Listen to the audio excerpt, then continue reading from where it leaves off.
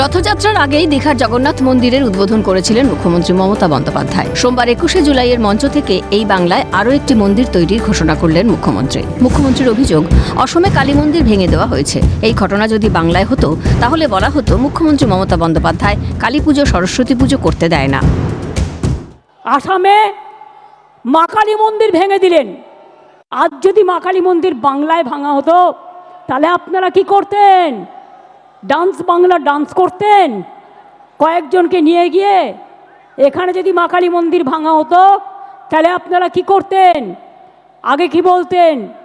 মমতাজি দুর্গা পূজা करने नहीं देता है, সরস্বতী পূজা करने नहीं देते हैं। আর ইলেকশনের সময় হঠাৎ মা কালী আর দুর্গার কথা মনে পড়ল। আরে মা দুর্গা তো আমাদের জাতীয় সম্পদ, আমাদের দেশের সম্পদ।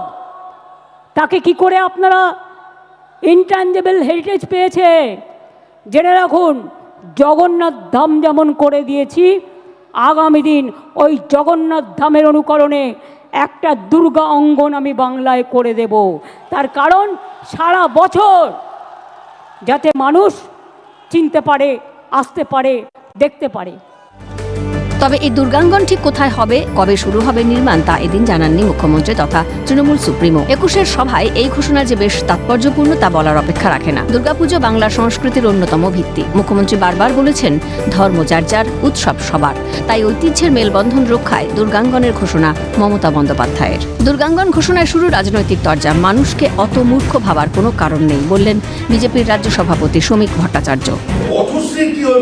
এই যে গ্রামে গ্রামে রাস্তাটা ঠিকাদাররা টাকা পাচ্ছে না কেন? ওটা কি নামে করবেন? মানুষের টাকায় করবেন। এটা টাকা তুলে করুন, তাহলে বড় দুর্গা পুজো করুন, মণ্ডপ বানিয়ে দিন। উনি টাকা তুলে করুন, দলের টাকায় করুন না দুর্গা পুজো। হিন্দু মুসলমানের বিভাজনের রাজনীতি করি না। আর কাউকে মূর্খ মনে করার কোনো কারণ নেই যে একটা মন্দির বানিয়ে দিলে কেউ ভোট দিয়ে দেবে, আর কোনো মসজিদের সামনে হাত তুলে নামাজ পড়লে সে ভোট দেবে। আরএসএস আর তৃণমূলে কোনো তফাৎ নেই। তৃণমূল বিজেপির আঁতাতকে কটাক্ষ সিপিএমের রাজ্য সম্পাদক মোহাম্মদ সেলিমের। যখনই সংকটে পড়বে তখনই স্মরণ নেবে ধর্মের, ধর্মাশ্রিত বাণীর, ধর্মীয় চিহ্ন, প্রতীক, ধর্মীয় গুরু, ধর্মীয় দেবদেবী। এখানে আরএসএস এবং তৃণমূলের কোনো তফাৎ নেই। মমতা ব্যানার্জিকেই তো দুর্গা তৈরি করেছিল। আজকে তো পশ্চিমবঙ্গ হচ্ছে মমতাকে আরএসএস দুর্গা সাজিয়ে দুর্গাঙ্গন বানিয়েছে। তা নাহলে তো এই গোটা রাজ্য জুড়ে দক্ষযজ্ঞ কাণ্ড হতো না।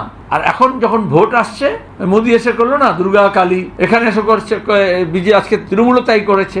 দুজনের স্ক্রিপ্ট রাইটার এক।